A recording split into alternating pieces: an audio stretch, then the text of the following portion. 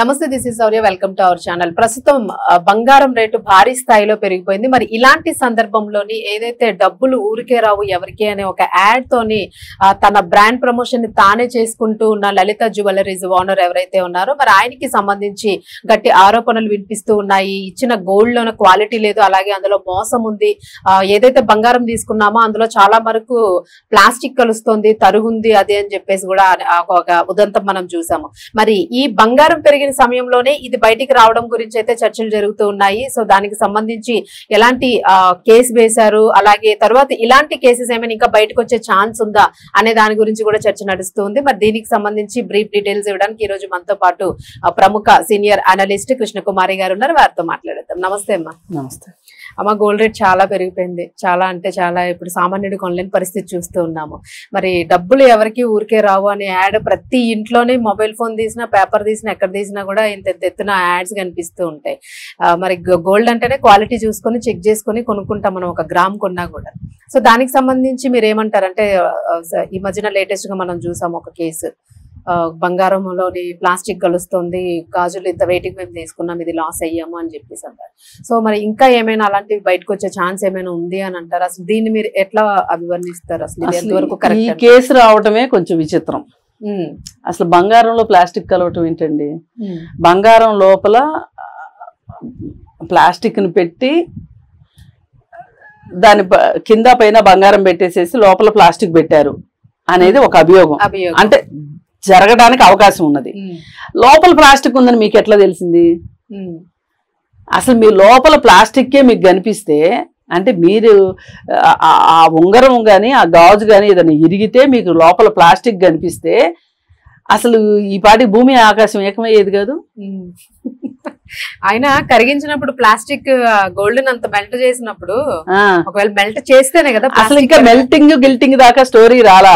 వాళ్ళు ఒకప్పుడు 46 గ్రాములు పెట్టి గాజు కొనుక్కున్నారు, మళ్ళీ మొన్న వచ్చి తోక వేయించితే 6 గ్రాములు తక్కువైంది. వీళ్ళేమంటారు షాప్ వాళ్ళు ఏమన్నారంటే అరిగిపోయి ఉంటది అన్నారు, చాలా సింపుల్ గా. వాళ్ళు అన్నింది కరెక్ట్ కాదు. సంవత్సరం లోపలే 6 గ్రాములు గోల్డ్ అరిగితే గనక 46 గ్రాములకి 40 గ్రాములు వస్తే ఎన్ని సంవత్సరాల్లో ఆ గోల్డ్ మొత్తం అంతర్ధానం అయిపోవాలి? అసలు గోల్డ్ అరిగిద్దా అమ్మా? అరిగిద్ది కానీ ఇంత ఫాస్ట్ గా అరగదు. 1/2 గ్రాము అరిగితే చాలా గొప్ప విషయం. 2-3 మిల్లీగ్రాములు అరుగుతుంది సంవత్సరంలో. మిల్లీగ్రామ్స్ అలాంటిది 30 అరిగిపోయిందని 6 గ్రాములు అరిగింది అని అంటే సరే మనం ఒప్పుకున్నాం, 6 గ్రాములు అరిగింది. ఇప్పుడు వచ్చే సంవత్సరానికి ఎన్ని గ్రాములు అరగాలి? ఇంకో 6 గ్రాములు. అవును. ఆ తర్వాత సంవత్సరానికి ఇంకో 6 గ్రాములు 6 సంవత్సరాలకి 0 అయిపోతుంది. ఇంకా 6 36 8 ఏళ్ళకి అవుతుంది. 8 ఏళ్ళకి అయిపోవాలి. జీరో అయిపోతుంది ప్రకృతిలో కలిసిపోతుంది. ఇట్లా ఎక్కడన్నా జరిగిందా? ఫస్ట్ టైం మేడం, అంటే చరిత్రలో ఫస్ట్ టైం. ఎందుకంటే కొన్ని కోట్ల సంవత్సరాలుగా బంగారం లానే ఉంది కదా. అంతే. అలాంటప్పుడు ఇది చాలా విచిత్రమైన కేసు. అందుకే అసలు నమ్మబుద్ధి కావట్లా. ఆయన కూడా చెల్లించట్లా లలిత జ్యువెలరీస్ ఆయన. కాకపోతే జరిగిన పొరపాటు ఏంటి అంటే, ఏదో ఒక పొరపాటున ఆ రోజు తూకం వేసి ఇచ్చేటప్పుడు 6 గ్రాములు ఎక్కువ పడి ఉండాలి. గాజు మారడం గానీ అదే మోడల్ లోనా అట్లా ఏదో సంథింగ్ జరిగి వెయిట్ లో గానీ డిఫరెన్స్ పడి ఉండాలి. అట్లా జరిగి ఉండాల్సిందే తప్పితే అదర్వైజ్ అరగటం అనేది జరగదు. ఇది రూల్ అవుట్. అయితే ఆ క్షణాన వాళ్ళు ఆ రోజున బిల్లు ఉంటది కదా, ఆ రోజు 46 గ్రాములు, ఈ రోజు 40 గ్రాములు అనగానే సింపుల్ గా కేసు తోసి పడేసేసేది. బస్ లో లోడ్ ఎక్కువైంది, ఓ మనిషి అదే లిఫ్ట్ లో లోడ్ ఎక్కువైనప్పుడు ఎవరో ఒకరు దిగండి అంటారే, అలా చెప్పేసేసిందే తప్పయింది. ఇక్కడ 6 గ్రాములు ఎట్లా మాయమవుద్దు అనేది ఆలోచించినా కూడా అసలు సింపుల్ లాజిక్ అది. ఎథికల్ గా ఆలోచించినా, క్రిటికల్ గా ఆలోచించినా, లాజికల్ గా ఆలోచించినా ఇది చెప్పాల్సిన సమాధానం కాదు. ఇది ఫ్రంట్ ఆఫీస్ చేసిన తప్పు. అయితే దీనికి మొత్తం లలిత జ్యువెలరీస్ కేసి చూడితే ఆయన ఏమీ పెద్ద చెల్లించట్లేదు. ఇప్పుడు ఇదంతా ఏంటి అంటే ఈ గలాటా సృష్టిస్తే వీళ్ళు ఏదైనా బంగారం ఇచ్చి పంపిస్తారు అనుకున్నారా? ఏం ఇప్పుడు పోని వాళ్ళు కూడా అంత కుట్రా కుతంత్రంతో వచ్చారని కూడా అనుకోలేము. ఇక్కడ ఈ ఫ్రంట్ ఆఫీస్ లోనే జరిగింది. ఏం జరిగినా ఇప్పుడు జరిగినా అక్కడే జరిగింది. అందుకని దీని గురించి ఈ కేసు గురించి పెద్దగా మాట్లాడుకోవాల్సిన అవసరం లేదు. ఇప్పుడు అసలు లలితా జ్యువెలర్స్ ఆయనకి వచ్చిన ప్రచారం చూస్తుంటే ఈ 10 రోజులుగా ఆయన ఎన్ని డబ్బులు ఖర్చు పెట్టినా ఇంత ప్రచారం రాదు. మామూలుగానే ఆయన చాలా పాపులర్ క్యాండిడేట్, ఒక మోడల్ కూడా పెట్టుకోకుండా ఆయనే బ్రాండ్ అంబాసిడర్ గా చేసుకుంటున్నారు. సో అప్పుడు ఆయన ఏం చెప్పాడంటే, నేను అసలు వాళ్ళందరికీ అడ్వర్టైజ్మెంట్ కి డబ్బులు ఇచ్చేది ఎందుకు, ఆ డబ్బులు కూడా మీకే పంచుదాం అనుకున్నాను అన్నాడు. ఇప్పుడు కూడా వచ్చిన దాన్ని బట్టి మనకే పంచాడు అనుకోండి, మంచిదేగా. ఏమో పంచే హృదయం ఉందని వీళ్ళందరూ బయటకు వస్తున్నట్టు అన్నారు. సరే, ఏది ఏమైనా దీని గురించి పెద్దగా మాట్లాడుకోవటానికి ఏమీ లేదండి. ఇకపోతే ఏంటంటే, అసలు ఈ బంగారం రేటు ఇంత పెరుగుతా ఉంది. ఈ బంగారం రేటు ఈ పెరగటం అనేది మటుకు ఒక మంచి సూచిక అయితే కాదు. ఎందుకంటే డిమాండ్ బంగారం మీదకి వెళ్ళింది. ఇవాళ షేర్ మార్కెట్ చూసినా బాగలేదు, ల్యాండ్స్ లో పెడదాము అన్న పరిస్థితులు బాగలేదు, ఎవరికన్నా అప్పిద్దాము అన్నా తిరిగి వస్తాయో లేదో అని భయంగా ఉంది. ఈ పోస్ట్ ఆఫీస్ లో పెట్టినా, బ్యాంక్ లో పెట్టినా తక్కువ వడ్డీ వస్తుంది అని ఇది ఒక సేఫెస్ట్ ఇన్వెస్ట్మెంట్ లాగా పెడుతున్నారు. కానీ ఇది ఇంకొక రకంగా మన ఆర్థిక వ్యవస్థని దెబ్బ కొడుతుంది బంగారం కొనుగోలు అనేది. ఎందుకంటే మన విదేశీ మారక విలువలు తగ్గిపోతాయి గోల్డ్ కొనటం ద్వారా.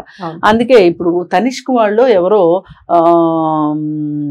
ఖజానా జ్యువెలర్స్ వాళ్ళు ఎవరో నాకు తనిష్క్ వాళ్ళే, మీరు మీ పాత బంగారం కొత్త నగలు కొనకండి, ఈ దేశానికి ఆర్థిక వ్యవస్థకి న్యాయం చేసిన వాళ్ళు అవుతారు, మీ పాత బంగారం చెడగొట్టి కొత్త నగలు చేయించుకుంటానంటే మేము చేతగులినో లేకపోతే మేకింగ్ ఛార్జెస్ గానీ లేకపోతే తరుగు గానీ తీసేస్తాము అని ఒక ఆఫర్ కూడా పెట్టారు.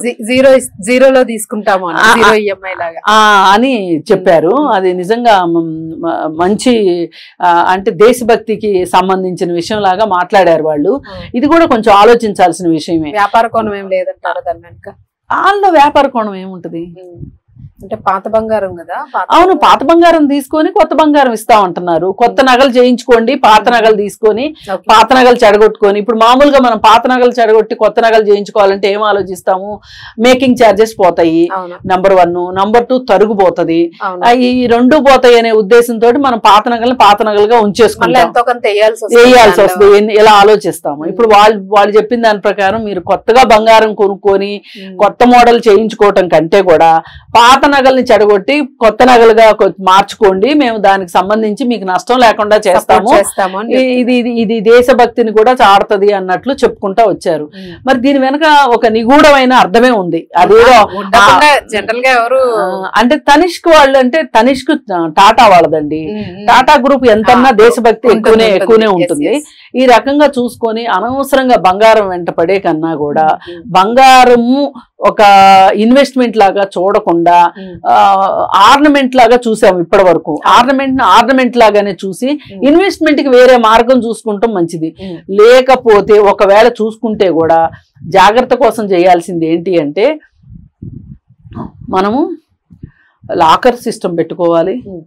ఇవాళ ఇంత ఖరీదైంది కాబట్టి దొంగతనాలు కూడా జరిగే అవకాశాలు ఉంటాయి. అందుకనే లాకర్ పెట్టుకోవాలి. లాకర్ లేకోకుండా ఇంట్లో పెట్టుకోవటం సేఫ్ కాదు. అలాగే మీరు ఇలా కొనుక్కున్నారు కాబట్టి మీరు ముద్ద బంగారం కొనుక్కొని లాకర్లో పెట్టుకోండి.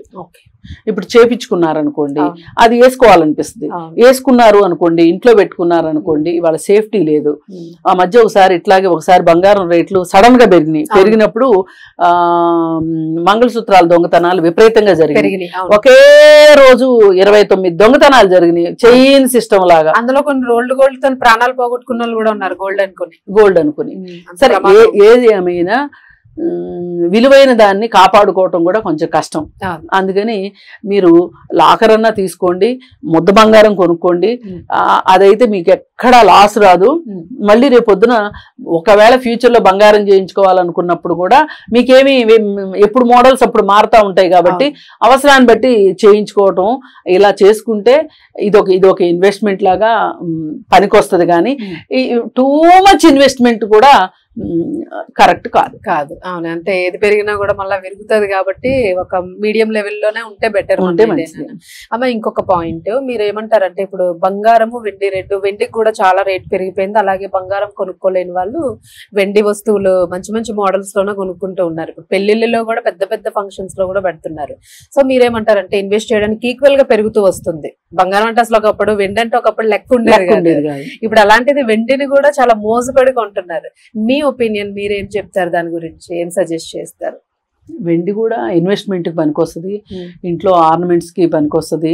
ఇప్పుడు రాబోయే రోజుల్లో అసలు వెండి నగలు కూడా ఫ్యాషన్ అయ్యే టైం వస్తుంది అనిపిస్తుంది. ఇప్పుడు బంగారం ఎఫర్ట్ చేయలేని వాళ్ళు వెండి నగలు పెట్టుకుంటారు. అసలు కొన్ని రాష్ట్రాలకు వెళ్తే మనం ఈ లంబాడి వ్యవస్థలో వాళ్ళు మొత్తం వెండితోనే పెట్టుకుంటారు.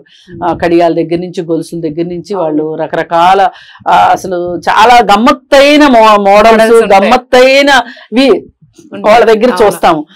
అది ఒక రకంగా చాలా బాగుంటది. తక్కువ ఇన్వెస్ట్మెంట్ లో ఒంటి నిండా నగలు వస్తాయి. నిజమే, ఎంత వెడల్పు నగలు వస్తాయి. 1 కేజీ వెండి కొనుక్కున్నారంటే కేజీ వెండితోటి ఎన్ని నగలు చేపించుకోవచ్చు. అసలు రాబోయే రోజుల్లో ఇది వస్తుంది చూడండి. ఎందుకంటే మరి బంగారం కావాలనుకుంటే మంచిగా వడ్డానం చేయించుకున్నా బంగారం కోట వేయించుకోవచ్చు, బంగారం లేతగా పోతయించుకుంటే అయిపోతుంది. అలా కూడా చేస్తున్నారు ఇప్పుడు. అందుకని చెప్పి వెండి మీద కూడా ఇన్వెస్ట్ చేయొచ్చు. వెండి కూడా బాగా దాదాపు 3 ఇంతలు పెరిగింది. 1 సంవత్సర కాలంలో 60,000 ఉన్న వెండి ఇప్పుడు 1,80,000 ఎక్కువగా పెరుగుతుంది. ఏది ఏమైనా కొంచెం మధ్యతరగతి వాళ్ళు కానీ, దిగువ మధ్యతరగతి వాళ్ళు కానీ ఆచితూచి వ్యవహరించాల్సిన విషయం. అమ్మ మరి వెండి లోన్స్ కి పనికొస్తుందా? బంగారం అంటే తక్కువ ఇచ్చేస్తుంది లోన్ బ్యాంక్, వెండికి ఎందుకంటే అంత వెండి కొనుక్కునే వాళ్ళు ఇప్పుడు బంగారానికి లోన్ ఇస్తారు, ఇస్తారు.